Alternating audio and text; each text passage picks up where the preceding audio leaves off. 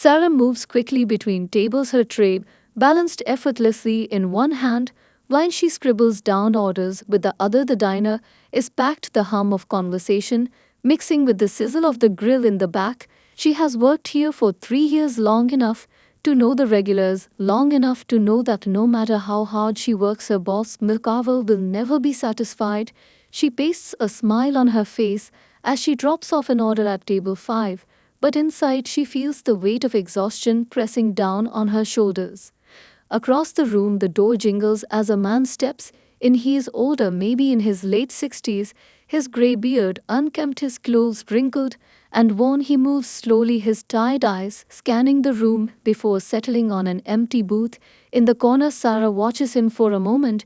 She has seen people like him before, down on their luck, just looking for a place to rest for a while. He doesn't order right away, just sits there staring at the menu, his fingers tracing the edges as if debating whether he can afford to be here. She approaches with a warm smile. Coffee, she asks. He nods without looking up. She pours him a cup and steps back, giving him time to decide. But as the minutes pass, he doesn't call her over. He just sits there staring at the coffee steam curling into the air. Sarah glances toward the counter where Metakawa stands, his arms crossed, watching her every move. She knows he doesn't like when customers take up space without ordering more than a drink, but something in her gut tells her to act before she can think too hard about it. She slips into the kitchen, grabs a plate, and scoops up a fresh meal, sliding it onto a tray. Walking back to the man's booth, she sets the plate down in front of him, the scent of warm food filling the air on the house. She whispers. The man blinks, looking up at her for the first time. His eyes widen in surprise before softening with something close to gratitude. For a moment, he looks like he might refuse, but his stomach betrays him with a quiet growl, and he picks up his fork. She turns to walk away before Mitsukawa can notice, but she's too late.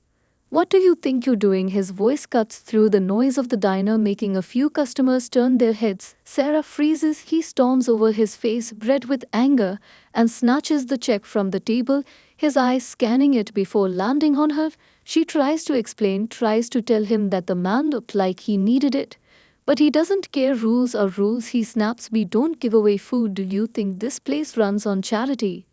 She opens her mouth to argue, but the words die in her throat as he shakes his head. "You're done. Get your things and get out," he says, loud enough for the entire diner to hear. The room falls silent, all eyes on her. Embarrassment burns through her face, her hands trembling. She looks at the old man who is staring at her with something like regret, but he doesn't say a word. She takes a deep breath, nods, and walks toward the back, grabbing her coat and bag. She doesn't bother looking at her coworkers as she steps outside into the cold night air. Her heart pounds in her chest, humiliation and frustration battling inside her. She wipes at her eyes angrily. She knew this job wasn't her future. She knew Misakawa never appreciated her, but she had bills to pay, rent due in a week, and no backup plan. She lets out a shaky breath, looking down the street at the glowing signs of other restaurants. Maybe she can find something quickly. Maybe tomorrow she'll start fresh. She doesn't know what's next, but she knows one thing: she wouldn't change what she did, not for anything. Sarah sits on the edge of her bed, staring at the floor. Her phone rests beside her, silent. No missed calls, no messages. The reality of losing her job is sinking in like a heavy weight in her chest. She had worked so hard for so long, only to be thrown out like she meant nothing. She clenches her fists at the thought of Misakawa, his angry face, his cold voice. "Rules are rules." She had only wanted to do something good, but good never seemed to matter in places like that. Her stomach growls, but she ignores it. She doesn't have the luxury of wasting money on takeout anymore. She has to stretch what little savings she has until she can find another job. With a deep breath, she lies back, staring at the ceiling. She needs a plan. First thing in the morning, she will start applying anywhere that will take her. She doesn't care what kind of job as long as it pays. Her thoughts are interrupted by the sharp ring of her phone. She grabs it quickly, her heart pounding. Maybe one of the places she applied to last month is calling back. But when she looks at the screen, her eyebrows knit together. Unknown number. She hesitates before answering. "Hello," she says, her voice weary. "Sarah, it's Miss Carver." The voice on the other end is nervous, unsure. She sits up straight, gripping the phone tighter. Why is he calling? Did he regret firing her? Is he going to yell at her some more? You need to come to the diner right now. His voice is strained. Just come, trust me. Sarah's mind races. Something about this feels off. She should tell him no, tell him she has no reason to step foot in that place ever again. But curiosity tugs at her stronger than her pride. Fine, she says, hanging up before he can say anything else. She throws on a jacket and steps out into the cold night, her breath falling in the air. As she walks the familiar path to the diner, her mind spins with possibilities. Maybe he realized he made a mistake. Maybe he wants to offer her job back. Maybe this is some kind of setup. When she reaches the diner, she stops just outside the glass doors. Something is different. The usual late night crowd is there, but the energy feels strange. There are whispers, customers, and employees exchanging glances like something big just happened. She pushes the door open, stepping inside, heads turned toward her. She swallows hard, her eyes scanning the room until they land on Mr. Carver standing by the counter, his face pale, beads of sweat on his forehead. Beside him stands the old man from last night, but he doesn't look the same. His ragged clothes are gone, replaced by a crisp suit, his unkempt beard neatly trimmed. There is a quiet power in the way he stands, his posture straight, his eyes sharp as they meet hers. She stops in her tracks, confusion washing over her. The man smiles slightly, as if reading her thoughts. Sarah, this is William Drake. Mr. Carver's voice wavers slightly. She blinks. The name sounds familiar, too familiar. Then it clicks. William Drake, the billionaire, the man who owns this entire restaurant chain. Her mouth goes dry. She looks at him again, the realization sinking in. She had given a free meal to a billionaire, thinking he was a man down on his luck. Drake here was conducting an inspection undercover. Mr. Carver continues, his voice strained. He was testing us to see how we treat our customers, and well, he clears his throat, shifting uncomfortably. I think he should tell you himself. Sarah turns her full attention to Drake, her mind still reeling from this unexpected twist. He smiles at her, not the smug kind of smile she would expect from a billionaire, but a genuine, warm one. Sarah, you showed kindness when you thought I had nothing, he says calmly. I watched how you treated others. While your boss watched only the rules, you didn't hesitate to help, even when you knew it could cost you. I see now that you were the best thing about this place. His eyes flick toward Mr. Carver, who stiffens. I also see that poor leadership is driving good employees away. That is not how I want my business to run. Silence stretches between them for a moment, the weight of his words sinking in. Then Drake turns to Miss Carver and says something that makes the entire diner gasp. You're fired. Mr. Carver's face drains of color, his mouth opens and closes like he wants to argue, but no words come out. The diner is dead silent, every employee, every customer frozen in shock. Sarah feels like she's in a dream. This can't be real. She stares at William Drake, her heart pounding so loud she swears everyone can hear it. She had imagined so many ways this night could go, but never in a million years did she think the owner of the entire restaurant chain would fire her boss right in front of her. Drake, you can't be serious. Mr. Carver finally stammers, his voice shaking. I've been running this place for years. I know how things work. Rules are rules. You can't just throw me out for one mistake. Drake's expression remains calm, but there is an edge to his voice that makes it clear he is not interested in excuses. One mistake, he repeats. I was here for hours, Carver, watching how you treated your staff, watching how you treated your customers. Sarah was the only one who showed kindness, the only one who understood what hospitality truly means. Mr. Carver's hands clench into fists, his face now turning red with anger. You can't just replace me with some waitress. She doesn't know how to run a business. She doesn't have the experience. Drake raises an eyebrow, his gaze shifting to Sarah, then back to Carver. Experience can be taught, but compassion cannot, and that is what this place needs. Mr. Carver scoffs, shaking his head in disbelief. This is ridiculous. You'll regret this, he snaps, but Drake is already done with him. He waves a hand toward the door. Leave now, Carver, before I have security escort you out. For a long moment, Carver stands there, breathing heavily, his pride clearly battling his fear. But then he grabs his coat, yanks it off the hook, and storms out of the diner, slamming the door so hard that the windows rattle.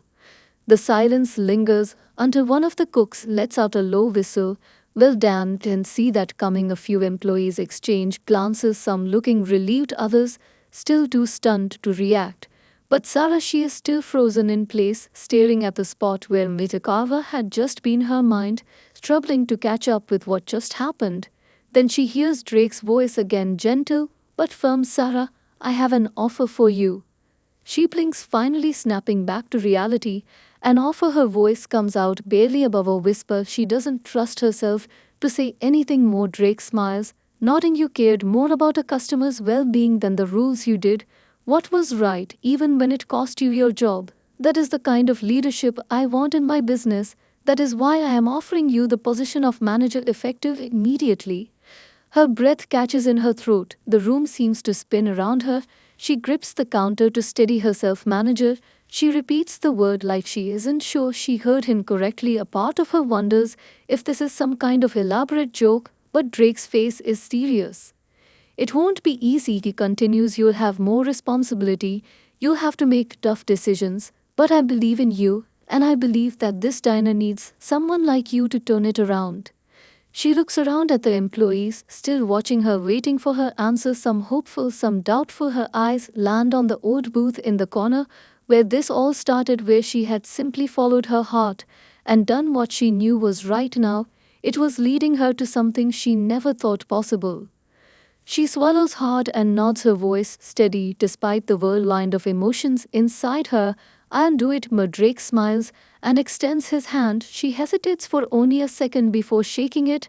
As soon as their hands meet, the diner erupts into cheers. Employees clap, customers whistle, and Sarah feels something she hasn't felt in a long time: hope. The noise in the diner is overwhelming. Employees cheering, customers clapping, some even pulling out their phones to record. Sarah, still gripping William Drake's hand, feels like she's in a dream. Her heart is racing, her mind spinning.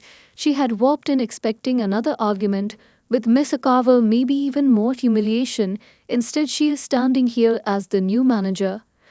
Drake finally releases her hand, giving her an approving nod. I expect great things from you, Sarah, he says, his voice calm but full of certainty. If you ever need guidance, reach out to me. He hands her a sleek business card before turning to the stunned employees. The energy in the room shifts, everyone straightening as his gaze moves over them. Some look nervous, others hopeful. Things are going to change here, he says, and that starts with Sarah. He turns back to her, giving her one last nod before stepping toward the exit, pausing only to glance at the booth where he had sat the night before. Then he is gone, leaving a stunned silence in his wake. Sarah lets out a breath she didn't realize she was holding. She looks down at the business card in her hand, the weight of what just happened finally settling on her shoulders. She is the manager now. She looks up at the employees, some staring at her, waiting for direction, others whispering among themselves. She knows what they're thinking. Can she actually do this? Does she have what it takes to run this place? She straightens, taking a deep breath. She can figure this out, one step at a time. First things first, she steps forward, raising her voice so everyone can hear. All right, listen up. We have work to do. Her confidence surprises even herself, but it feels right. She belongs here, and she's going to prove it. The employees exchange glances, a few nodding slowly. One of the cooks, a man named Rick, who has been here longer than she has, crosses his arms, leaning against the counter. So, boss lady, what's the first order of business? He asks, a small smirk on his face. She can tell he is testing her, seeing if she is really ready to step up.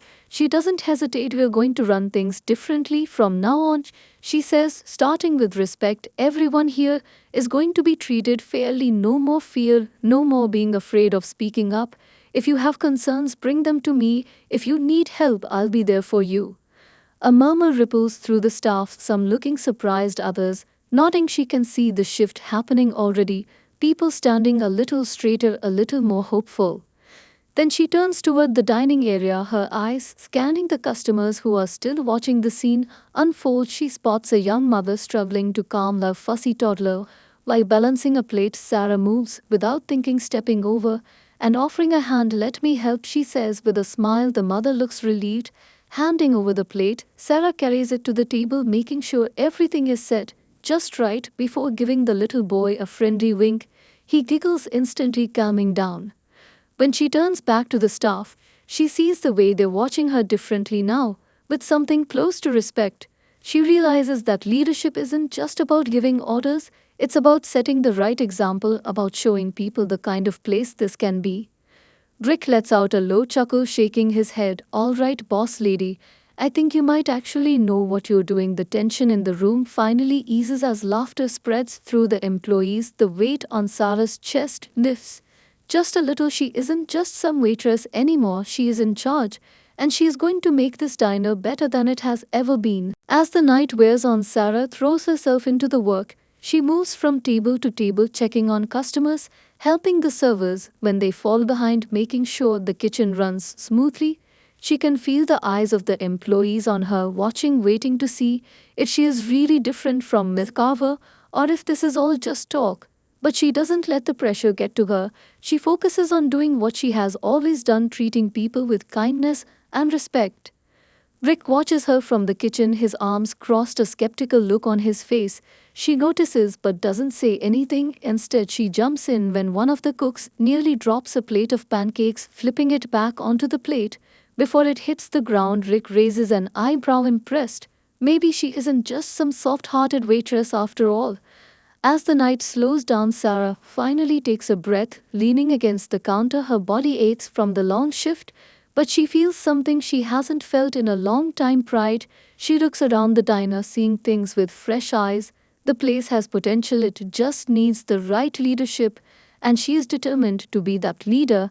Just as she starts to relax, the front door swings open, and a man in a suit strides in, his sharp gaze sweeping over the room, his expression unreadable. He looks important, and for a split second, Sarah wonders if this is some corporate executive sent to check on her already. But then he stops in front of her, his hands in his pockets and a smirk on his face. "So you're the new manager," he says, more a statement than a question. Sarah straightens, nodding. "That's right," she says evenly. "And you are?" He chuckles, shaking his head. "Most people around here know me. Name's Ethan. I supply half the produce for this place. Been dealing with Carver for years." Sarah tenses, slightly wondering what kind of relationship he had with her former boss. Ethan studies her for a moment, then sighs. "Let's just say Carver wasn't exactly easy to work with, never paid on time, always tried to cut corners." He leans against the counter, looking at her closely. "Question is, are you gonna be any different?" Sarah doesn't hesitate. "Absolutely," she says firmly. "If you deliver quality products, you'll be paid fairly. No games, no excuses." Ethan's smirk widens. "I like you," he says with a nod. "Let's hope you keep that attitude." He pushes off the counter and gives her a small salute before heading toward the door, leaving as quickly as he arrived. Rick steps up beside her, watching Ethan leave, then glances at Sarah with something close to approval. "Well, you handled that better than Carver ever did," he admits. She lets out a small laugh, shaking her head. "At least now I know I have to fix whatever mess he left behind," she mutters. Before she can think too much about it, one of the servers, Lily, a nervous young woman who has worked at the diner for barely 6 months, hesitantly approaches Sarah. Can I talk to you for a second in private?" she asks. Sarah nods, leading her to a quieter corner. "What's up?" Lily shifts on her feet, looking nervous. I wanted to say thank you for how you're handling things." She glances down. "I almost quit last week. Carver made me cry more times than I can count." Sarah's stomach twists with anger. She had known Carver was tough, but she hadn't realized just how bad it was. "I'm really sorry you went through that," she says sincerely. "But I promise you things are going to be different from now on. You can always come to me if something's wrong."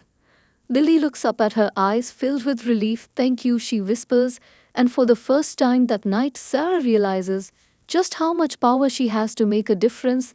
This isn't just about running a diner, it's about giving people a place where they feel safe, where they feel valued, where kindness isn't a weakness, but the standard. As the sun rises the next morning, Sarah is already awake, sitting at her small kitchen table, a steaming cup of coffee in her hands. Her mind is racing with everything that needs to be done. Becoming manager overnight was a shock, but now reality is settling in. She has to prove she can handle this. She has to make real changes, and fast. She pulls out an old notebook, flipping to a blank page, and starts jotting down ideas, employee schedules, supply orders, menu improvements, ways to make customers feel more welcome. Her phone buzzes, pulling her out of her thoughts. She glances at the screen, unknown number again, hesitating for only a second. She answers, "Hello, Sarah. It's William Drake." His voice is steady, calm, "Just checking in to see how your first night went." She straightens, as if he can see her posture shifting. "It went well," she says, then quickly corrects herself. "Mostly well. There are some issues to fix, but I'm working on them." "Good," Drake says, his tone approving. "I want you to know you have my full support, Sarah. But I need to be clear, this isn't just about running a diner, it's about leadership. Your employees will follow your example, set the right one, and this place will thrive. Set the wrong one, and well, we both know what happened undercover." She swallows hard, understanding the weight of his words. "Completely, I won't let you down." "I don't think you will," he says smoothly. "But just in case you need extra help, I'm sending someone your way, someone who can assist you with the transition." Before she can ask what he means, he ends the call, leaving her staring at the phone, confusion swirling in her mind. Someone to help her, who could that be? Pushing the thought aside, she grabs her bag and heads out to the diner, determined to start strong. As she steps through the doors, she's met with the familiar sounds of clinking dishes and sizzling food. But there's something different. The air feels lighter. Employees are moving with purpose, no longer weighed down by fear. Some even smile as they pass her. Rick is behind the counter, flipping pancakes as usual, but when he sees her, he gives her a small nod. "Morning, boss lady," he says, smirking. She shakes her head at the nickname, but can't help the smile that tugs at her lips. "Morning, Rick. How's everything running so far?" "Smooth so far," he says, "but let's see if that lasts through the lunch rush." She laughs, knowing he's probably right. Before she can respond, the front door swings open, and a tall, well-dressed man strides in, carrying a leather briefcase. His dark eyes scan the diner before locking onto her. He moves with confidence, his sharp suit and polished shoes standing out among the casual diners. Sarah immediately recognizes the type: corporate, slick professional, probably someone from Drake's team. "You must be Sarah," he says smoothly, extending a hand. "Jackson Pierce.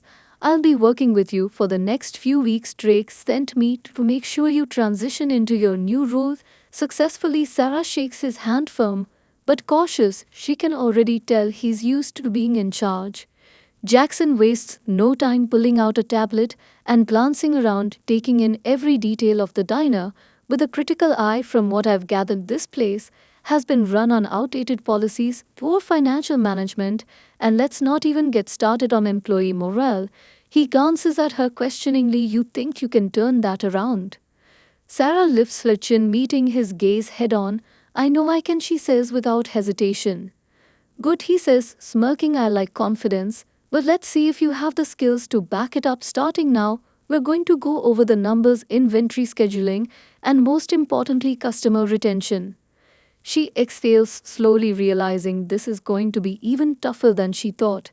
But she won't back down. She has come this far, and she refuses to fail. Jackson Pierce doesn't waste time. He pulls out his tablet, scrolling through spreadsheets and reports, while Sarah stands beside him, arms crossed, watching as he mutters under his breath about inefficiencies, wasted resources, and profit margins. She knows the numbers are a mess. Carver never cared about managing things properly, but hearing it laid out so bluntly makes it feel even worse. "You see this," Jackson says, turning the screen toward her. "Food waste is through the roof. Too many unnecessary supplies being ordered, but not enough of what actually sells. And look at the payroll schedule, completely unbalanced. Some employees are overworked, others barely get enough hours to make rent. No wonder morale was in the gutter." Sarah grits her teeth, feeling the weight of the mess she inherited. She won't let it overwhelm her, though she refuses to be intimidated by numbers or corporate talk. She straightens, meeting his gaze. "So what's your suggestion? Cut hours, fire staff, raise prices?" she challenges him. Jackson studies her for a moment, a smirk tugging at the corner of his mouth. "Not bad," he says. "I like that you don't just roll over. But no, I'm not here to fire anyone. I'm here to make sure this place runs efficiently which means we need a plan one that keeps the staff motivated, keeps customers coming back, and keeps the business profitable. He sets the tablet down, meeting her eyes. Question is, are you actually ready to do what it takes? Or are you just here because Drake felt sorry for you? Something in Sarah snaps at that. She steps forward, shoulders squared, voice steady. I didn't get this job out of pity, she says firmly. I got it because I care about this place, because I care about the people who work here, and because I know we can turn it around. She leans in, slightly lowering her voice, but keeping the fire in her eyes. So if you're here to help, great. But if you're just here to test me, you're wasting your time. Jackson blinks, surprised for a moment, then his smirk widens into something almost genuine. All right, he says, laughing softly, I can work with that. He taps his tablet, refocuses. We'll start small first. We fix the schedule, balance the shifts, so everyone gets fair hours and no one burns out. Second, we optimize inventory, only order what we need, cut down waste, and introduce daily specials based on what's available. Third, customer service needs to be top notch. That means training, that means engagement, that means making this place a spot people want to come back to. Sarah nods, absorbing everything he says. She had already been thinking about some of these things, but hearing them laid out in an actual structured plan makes it feel real doable. Before she can respond, the front door swings open, and a familiar voice calls out, Hey boss lady, got a situation? Sarah turns to see Rick standing by the counter, arms crossed but looking mildly amused. She frowns, heading over. What's up? Rick jerks a thumb toward a booth in the back where a man in a worn jacket sits hunched over a cup of coffee.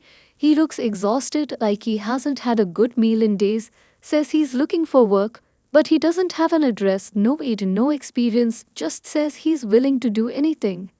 Sarah's heart clenches. She remembers what it felt like to be desperate, to need someone to just give her a chance. She glances back at Jackson, who is watching carefully, evaluating her response. She turns back to Rick. Tell him to come here. Rick nods, walking back. Over a moment later, the man stands before her, shifting uncomfortably, as if expecting to be turned away. Before he even speaks, Sarah extends a hand. What's your name? She asks, voice steady. The man hesitates, then shakes her hand. Paul, he says quietly. Sarah nods. Okay, Paul, how about you start by washing dishes? We'll see how it goes. If you're willing to work hard, you'll have a place here. Paul's eyes widen in shock. Then he nods rapidly. Thank you, ma'am. Thank you so much. Jackson watches the exchange, then shakes his head, smirking. Unbelievable, he mutters. But there is no malice in his voice, just something like admiration. Maybe Sarah is exactly the kind of leader this place needs. Paul wastes no time, heading straight to the kitchen, where Rick hands him an apron and gestures toward the sink. Sarah watches for a moment, making sure he settles in before turning back to Jackson, who is still smirking, shaking his head, like he can't believe what just happened. You don't even know if he can do the job, Jackson says, arms crossed. He could be lying for all you know. Sarah meets his gaze evenly. Maybe, but I'd rather take a chance on someone who needs help than turn away a good worker just because of what ifs. She gestures toward the kitchen. Besides, he's washing dishes, not running the place. If he slacks off, he's gone. Simple as that. Jackson studies her for a moment, then chuckles. All right, you've got guts, I'll give you that. But now let's see if you can handle the real challenge. He taps his tablet, scrolling to another screen. Tomorrow, corporate is sending an inspector to evaluate the diner, cleanliness, service, food quality, the whole package. If we fail, it could mean major setbacks, even potential shutdowns. So whatever magic you've been working, you better crank it up. Sarah's stomach tightens. An inspection already. She barely had time to get settled, let alone overhaul the entire place. She exhales slowly, forcing herself to stay calm. This is just another test, another hurdle to overcome. All right, she says, voice firm, then we make sure we pass. Jackson raises an eyebrow, impressed by her lack of panic. Good, then let's start with the kitchen. We need to make sure every inch of that place is spotless, no shortcuts, no excuses. Rick needs to tighten up operations. Food needs to be fresh, consistent, plated properly. Servers need to be on their game. Customers should feel like they're getting 5-star treatment, even if it's just a diner. Sarah nods, taking it all in. She turns toward the dining area, scanning the space with fresh eyes, already spotting things that need fixing: sticky menus, scuffed up floors, cluttered condiment trays, things she had overlooked in the chaos of her first day. Alright, first we deep clean, she announces loud enough for everyone to hear. Every table, every chair, every counter. I want this place looking brand new, Rick. You and the kitchen staff make sure the back is spotless. Paul, keep those dishes moving. We don't need a single dirty plate lying around. Servers, polish the silverware, wipe down the menus, and check every order before it goes out. No mistakes. The staff exchanges glances, some looking uncertain, others nodding with determination. Rick smirks, shaking his head. Well, boss lady, when you put it like that, how can we say no? Jackson watches her with an approving nod. Maybe you do have what it takes after all. The rest of the day is a whirlwind of scrubbing, organizing, and fixing every little thing that could cost them points. During the inspection, Sarah works alongside the staff, not just barking orders, but rolling up her sleeves, getting down on her hands and knees to scrub under the boots, showing them that she isn't just their boss, she's part of the team. When the lunch rush hits, everything runs smoother than before. Orders go out faster, customers seem happier, even regulars notice the change. One older man who has been coming to the diner for years leans over the counter as Sarah refills his coffee. Gotta say, kid, this place feels different in a good way. That means a lot, she says, smiling genuinely. As the sun sets and the final customers leave, Sarah wipes sweat from her brow, looking around at the gleaming diner, pride swelling in her chest. They had done it. They had pulled together as a team and transformed the place in a single day. Jackson leans against the counter, arms crossed, amusement flickering in his eyes. Well, you survived day two, but tomorrow is the real test. Think you're ready? Sarah exhales, nodding, exhaustion in her bones, but determination in her heart. Bring it on. The morning of the inspection arrives faster than Sarah expects. The diner is spotless, the staff is prepped, the kitchen is running smoother than it ever has, but still a nervous energy buzzes in the air. Everyone knows what's at stake. Passing this inspection isn't just about keeping the doors open, it's about proving that things are changing, that this place is worth saving. Sarah stands near the counter, rolling her shoulders, trying to shake off the tension. Jackson stands beside her, tablet in hand, watching everything with his usual unreadable expression. Nervous, he asks without looking up. Not at all, she lies. He smirks, glancing at her. You're a terrible liar. Before she can respond, the front door swings open, and a tall woman in a sharp grey suit steps inside, clipboard in hand. Her eyes sweep over the diner, taking in every detail like she's already making mental notes. She carries herself with authority, and when she finally looks at Sarah, there's no warmth in her gaze. Good morning, I'm Evelyn Grant, Senior Inspector for Drake Enterprises, she says, voice crisp, professional. Let's get started, shall we? Sarah straightens, nodding. Of course, right this way. She leads Evelyn through the diner as the woman checks tables, examines menus, even runs a finger along the counter looking for dust. Sarah holds her breath, but when Evelyn pulls her hand away, it's clean, no dust, no smudges. Next, Evelyn moves to the kitchen. Rick and the other cooks work like a well-oiled machine, flipping pancakes, grilling burgers, plating dishes with precision. She watches closely, scribbling notes, but says nothing. When she finally turns to Sarah, she gestures toward the back office. I'll need to see the books, inventory records, employee schedules. Jackson hands her the tablet already queued up with everything she needs. Evelyn scans the numbers, her face unreadable. For a long moment, Sarah can hear her own heartbeat in her ears. Then Evelyn looks up and something shifts in her expression, just slightly, a flicker of approval. I'll be honest, she says, shutting the tablet. When I heard William Drake put a former waitress in charge of one of our locations, I expected disaster. But this is impressive, the changes you've made in just a few days are substantial. The improvements are noticeable. Employees seem happier, customers are engaged, and the financial trajectory is promising. She pauses, eyes narrowing slightly. But this is only the beginning. Keeping this level of quality will be the real challenge. Can you maintain it? Sarah doesn't hesitate. Absolutely, she says with confidence. Evelyn studies her, then nods. Very well. The diner passes their inspection with flying colors. Congratulations, Sarah. A wave of relief washes over Sarah. She hears the staff cheering from the kitchen. Rick lets out a low whistle, and even Jackson looks mildly impressed. After Evelyn leaves, Sarah finally allows herself to breathe. She turns to Jackson, who is watching her with a smirk. Not bad, boss lady, he says. She laughs, shaking her head. Stop calling me that. He just shrugs, smirking wider if the name fits. Before she can argue, the diner door opens again. This time it's William Drake himself, walking in like he owns the place, which technically he does. He takes one look around, nodding slightly as if approving of what he sees. Then he steps up to Sarah. I heard the good news, he says. Evelyn was impressed, and trust me, that doesn't happen often. Sarah smiles. Well, we worked hard for it. Drake studies her for a moment, then holds out a small black folder. Inside is an official contract with her name on it. She frowns, glancing up at him. What's this, she asks. Your permanent contract, he says simply. You proved yourself, Sarah, and I don't just mean passing the inspection. You showed leadership, resilience. You made people believe in this place again. So congratulations, you're officially the manager for good. For a moment she can't speak, the weight of everything settling over her. Then she takes a deep breath and signs her name. The diner is hers now, and this is only the beginning.